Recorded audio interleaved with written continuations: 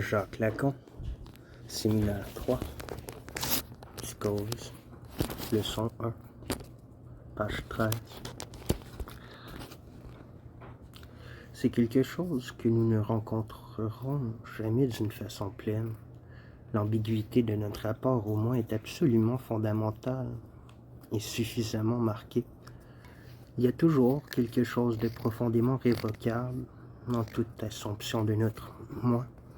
Ce que nous montrent certains phénomènes élémentaires de la psychose, c'est littéralement le moi totalement assumé instrumentalement, si on peut dire. Le sujet identifié avec son moi avec lequel il parle, c'est lui qui parle de lui. Le sujet ou de lui, est-ce dans les deux sens équivoques du terme, la lettre S et le S allemand.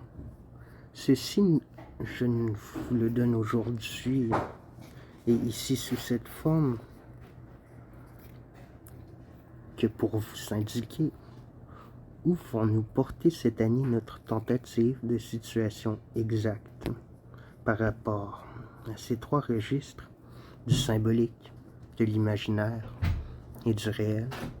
des diverses formes de la psychose. Elles vont nous mener et nous maintenir dans ce qui est déjà nous paraissait l'objet de notre recherche, précisément à permettre de préciser dans ces ressorts derniers la fonction qu'il nous faut donner dans le traitement, dans la cure, à un registre, à un ressort comme celui du moi par exemple,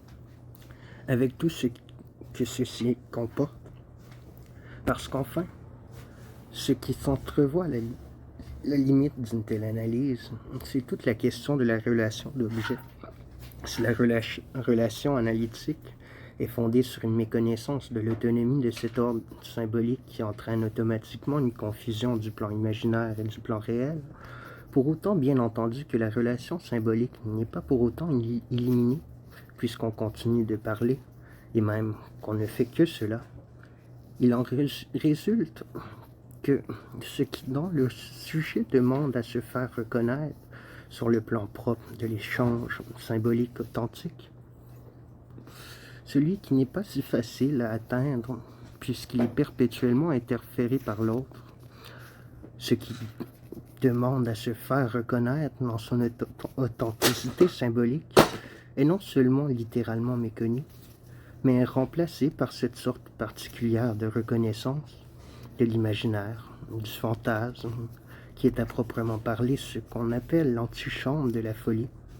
Une certaine façon d'authentifier tout ce qui dans le sujet est de l'ordre de l'imaginaire est quelque chose dont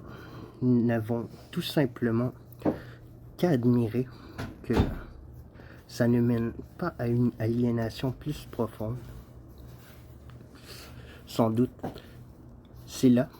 ce qui nous indique suffisamment qu'il lui faut quelques prédispositions, et nous ne doutons pas pour autant en effet qu'il n'y ait pas de conditions, comme on ne me posait encore la question à Vienne, un garçon charmant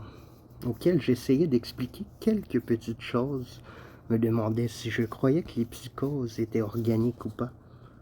Je lui dis que cette question était complètement périmée, dépassée, et qu'il y avait très longtemps que nous ne faisions pas de différence entre la psychologie et la physiologie, et assurément ne devient pas fou qui veut, comme nous l'avions affiché au mur de notre salle de garde dans ce temps ancien, un peu archaïque. Il n'en reste pas moins que c'est à une certaine façon de manier la relation analytique, et qui est proprement d'authentification de la relation imaginaire dont on parlait. Cette substitution à la reconnaissance sur le plan symbolique de la reconnaissance sur le plan imaginaire, qu'il faut attribuer justement les cas qui sont bien connus également de déclenchement assez rapide, de délire, plus ou moins persistant, et quelquefois définitif, par un maniement imprudent à l'entrée dans l'analyse de la relation d'objet, tout simplement. Les faits sont reconnus, classés, donc il est bien connu que ça peut arriver, mais jamais personne n'a expliqué pourquoi ça se produit, pourquoi une analyse dans ses premiers moments peut déclencher une psychose. C'est évidemment à la fois fonction des dispositions du sujet, comme on le fait toujours remarquer, mais aussi d'une certaine façon de manier l'analyse. Je crois aujourd'hui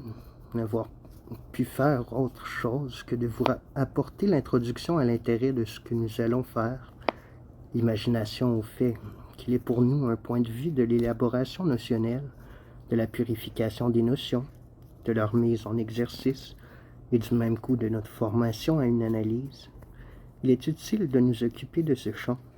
quelque ingrat et aride que puisse être la paranoïa. Je crois avoir également du même coup rempli mon programme, c'est-à-dire mon titre d'aujourd'hui, et vous avoir indiqué aussi quelques incidences tout à fait précises, cette élaboration notionnelle avec ce qu'elle comporte pour nous de formation, au sens de rectification des perspectives, est quelque chose qui peut avoir des incidences les plus directes dans la façon dont nous penserons, ou tout au moins dont nous nous garderons de penser, ce qu'est et que doit être dans sa visée l'expérience de chaque jour.